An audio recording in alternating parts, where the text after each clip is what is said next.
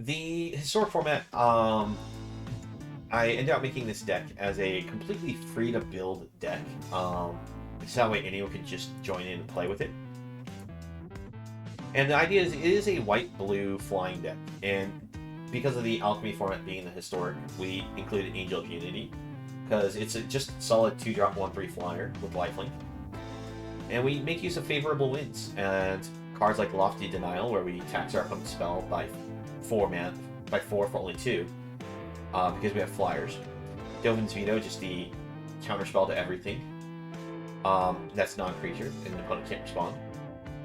Watcher of Spheres to be a nice solid flyer.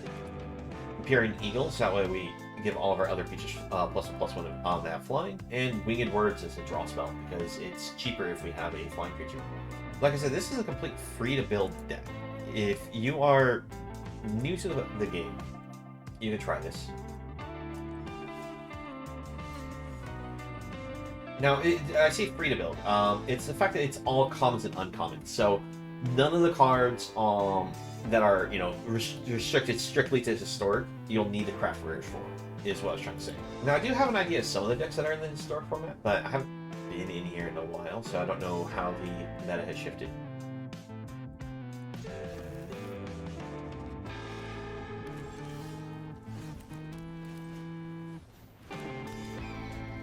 Let's see.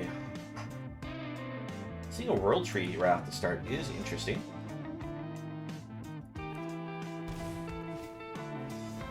Alright, that affects enter battlefield triggers. This is an enter battlefield trigger. So, it does make Watcher Spheres a little less good, but it does still maintain the mana cost reduction for casting our spells.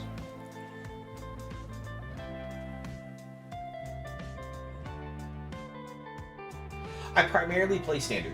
I do play in the Alchemy every so often, but I don't usually play in this format.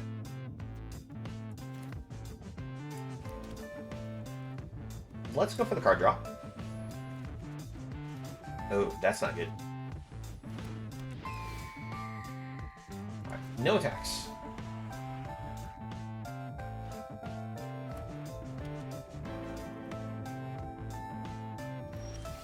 Jeez, more lands. I need to cut the lands in deck now I think about it. I have this at 24 lands. Let's see. We'll attack with this. See what the opponent does. Alright. We'll just let that just do that. I was trying to see if the opponent had anything. We could deploy, but the thing is the enter battlefield triggers won't affect our card.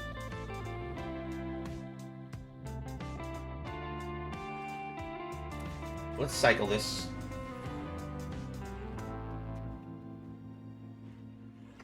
Doing it at the end of our opponent's turn, so that way we can get any type of counter spells they may be running out of their hand.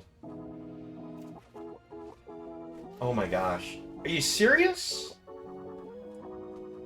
We've got to draw so few cards that we can actually play with. We're 15 cards deep, and only, what is it? 1, 2, 3, 4, 5. 5 of them aren't lands. Yeah, I'm gonna have to just scoop. Have nothing. We're meant to be a quick little aggro deck, and we only drew lands.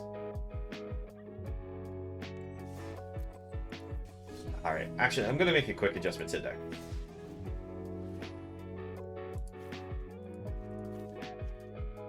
Since most of our cards are super cheap anyways. Add one more Watcher here, and we can add...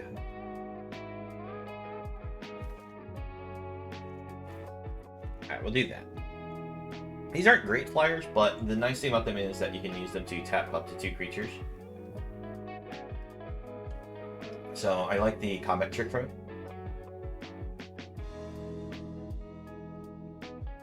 It's a little slow, but we can go ahead and give this one an attempt. The reason why I say slow is because we have double Tranquil Cove as our lands, and we don't have any of our early flyers. But the Empyrean Eagles are really good to draw. Alright, reverse Reanimator. It's going to be red, white, black. That's my bet. I mean, I guess it could just still be a red-black Croxa deck, but I'm gonna bet it's the red-white-black. Yep, Reanimator. So, the whole point is it reanimates crazy things.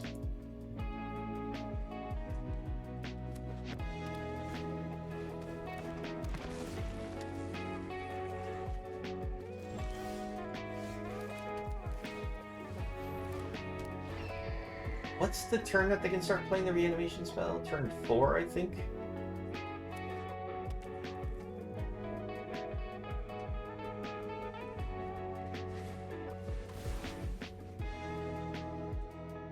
Oh, they discard that.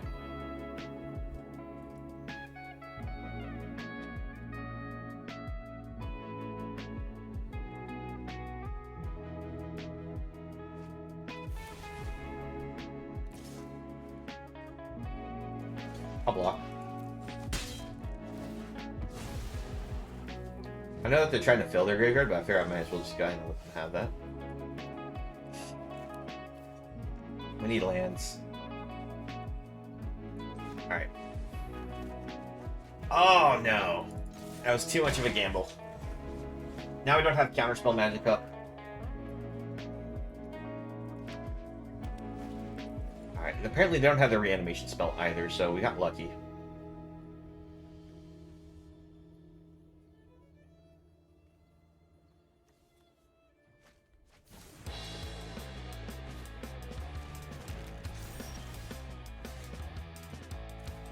Alright, bring out the Healer's Hawk, and we just attack in. We don't play anything else, because we do need to have the Counterspell here, because they just played the Wishclaw Talisman.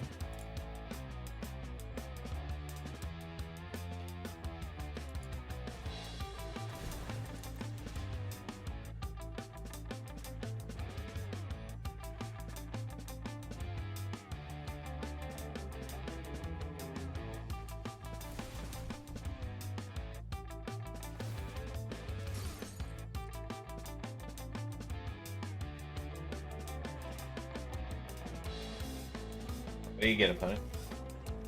I know I don't get a no, but... Still can't draw that land, huh? Nope.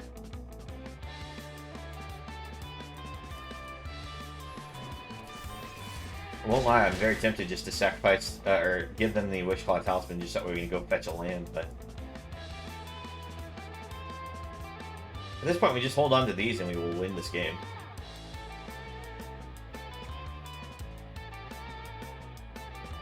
Because if they don't have an answer to our board state, we could just play an Empyrean Eagle, swing lethal in the air. What Faithless Looting number is that? Number 3? Yeah, it's number 3.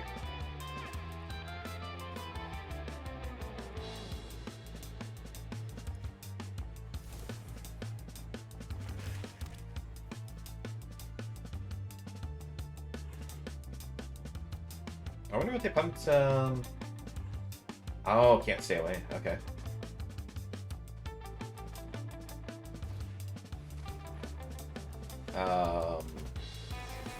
No thanks.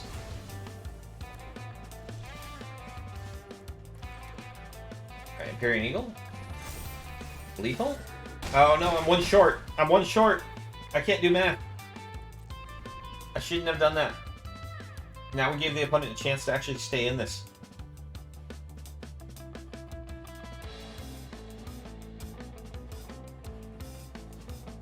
Our opponent seems to be scooping up anyways. Alright, good, good.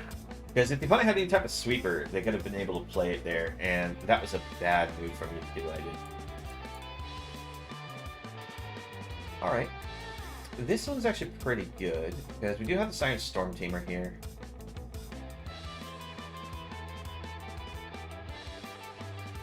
Need white mana though, but we'll go ahead and try keeping it. Because we can go 1 Stormtamer, 2 Winged Words, get draw, try to find more lands.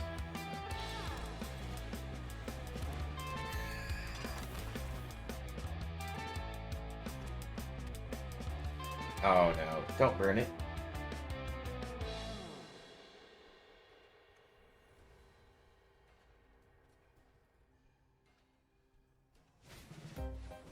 Goblins. Okay. No blocks. Draw cards. There's our white source. So this actually might be very good for us with the tap down function, because their win condition's called Muxus, which, well, there's also Cranko too. So I don't know. It's gonna be awkward. Let's get the Healer's Hawk down. We'll also get a favorable winds going.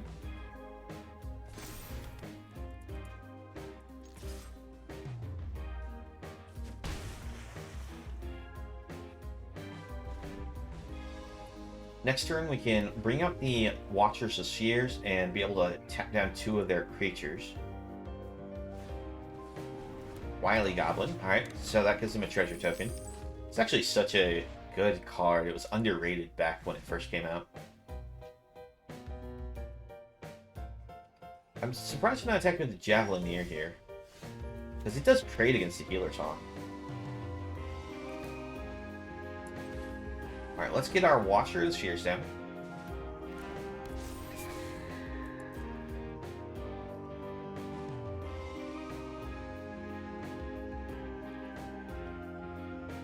We'll attack them with both. Now, we know that the opponent does have enough mana that they can probably get a good Muxus off, which is why we're going to hold the 2 mana for the Tactician.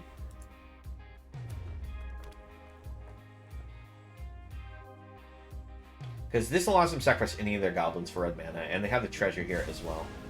Yep, see, there's Muxus.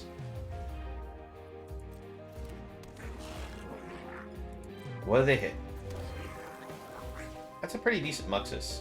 Let's see. Haste enters battlefield, reveal top 4 cards, but all goblins revealed into your hand. But that wasn't a devastating Muxus, because the opponent does fail to hit haste. Cranko, though. And there's the haste.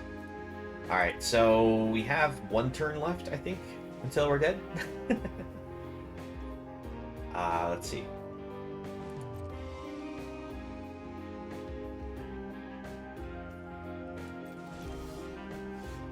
Alright, that's a great draw, because now we can actually use this for deploy. Great chump blockers, get a bunch of life.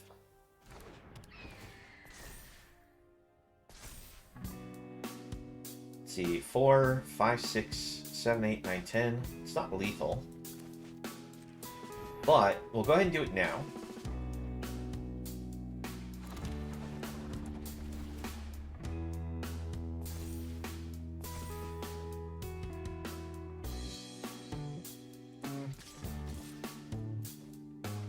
I'm holding the Healer Hawk back as a defender because they're going to generate a bunch of little goblins. And I think we might need the lifelink.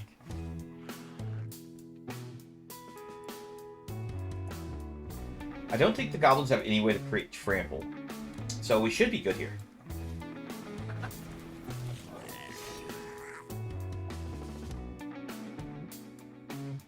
Now, the opponent's going to sacrifice a goblin or 2 here. Creates Cranko. Now taps Cranko. Ton of goblins.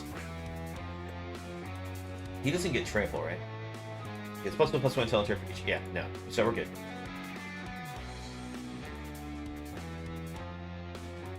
Next to the Healer talks a little bit of life gain that they've been giving us. We have more than enough to survive this. And we also have really good blocks here. So we block, block, block, and block.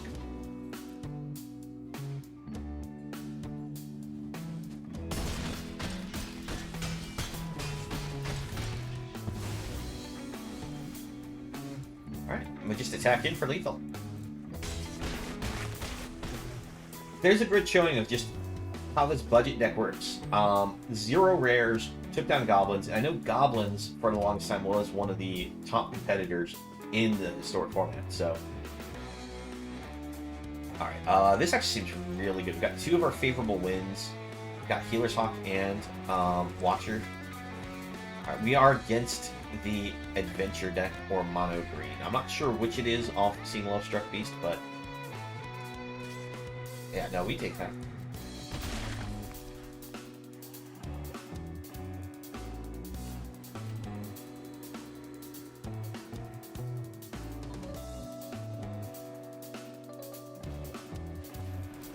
Luminarch Aspirant. We'll get down Watcher. Next turn, we'll go for our Favorable Winds. Turn after, we might go for a Deploy, and then into another Favorable Wind. Alright. Get rid of this. So it seems to be just white-green.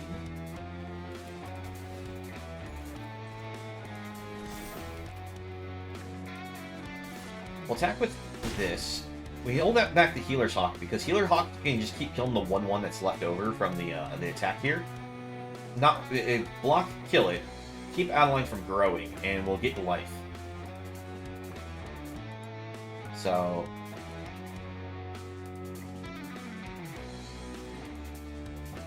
alright, Llanowar Elf and oh, they have a flyer of their own. Opponent has decided they're going to try to keep us down to 1 card a turn, which is okay.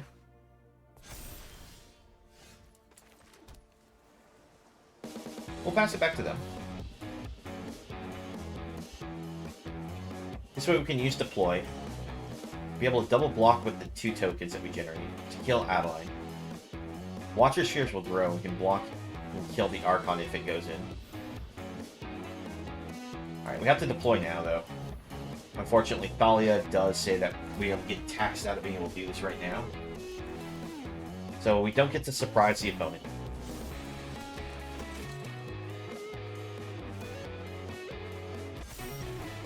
Interesting choice. Alright, get the land. Go for another Favorable Winds.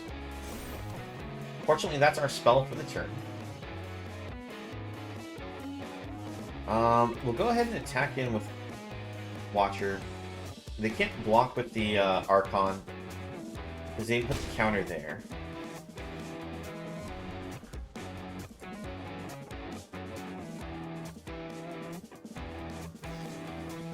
Alright, Coco. So this is just white-green good stuff is what it is.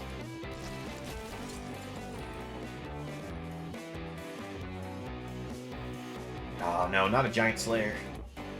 Well, thankfully we have the Lofty Denial here, and the opponent does have enough mana to pay for it. Just actually 1 short, I think. See, block there. Double block here. Actually, do I want to even double block that?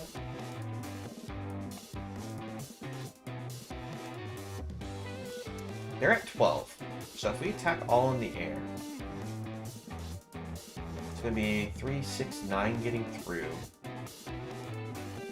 But we can't afford to take this 9, so no, we have to block.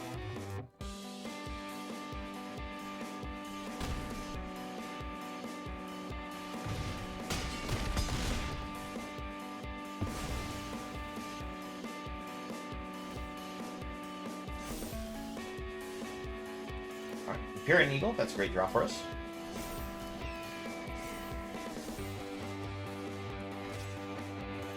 Going for 6 in the air.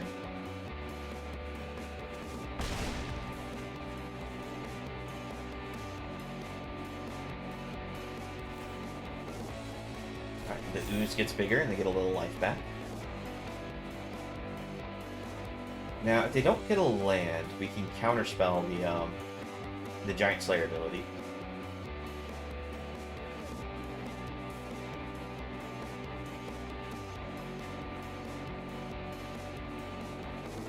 We don't have any creatures in our graveyard, and they don't have any creatures in their graveyard currently, so Ooze can't grow more, can't give them more life. Because it only gives them,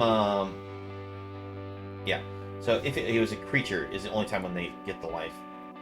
That's their spell for the turn.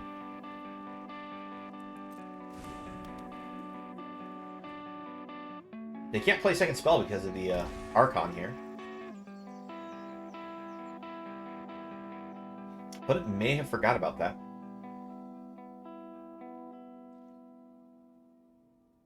And shocking themselves. Oh, I think they're planning on trying to play it during our turn. Yeah, they're going to play it during our turn. So they're going to use that so that way we can't cast any non-creature spells.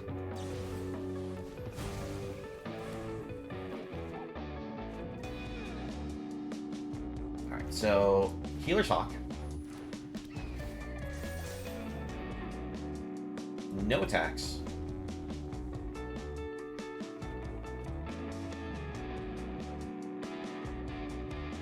And now we can use this for the adventure side. Tap 2 and tap 2 target creatures. Tap this, tap that. Be able to swing in.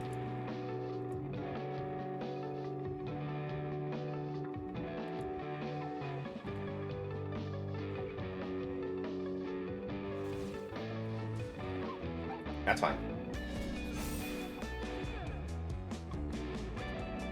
Are you moving into combat? Not yet.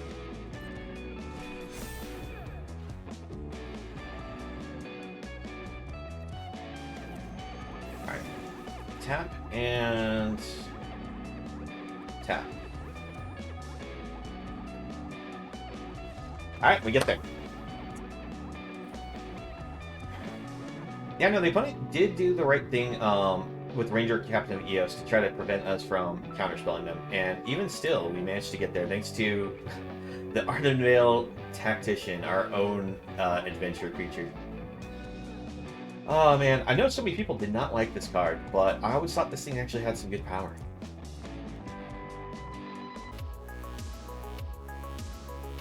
Thank you for watching the video. Please leave a like if you enjoyed and subscribe for more content. If you'd like to join me while I stream, you can find me on Twitch, the link below. I hope to see you again in the next video, and have a nice one.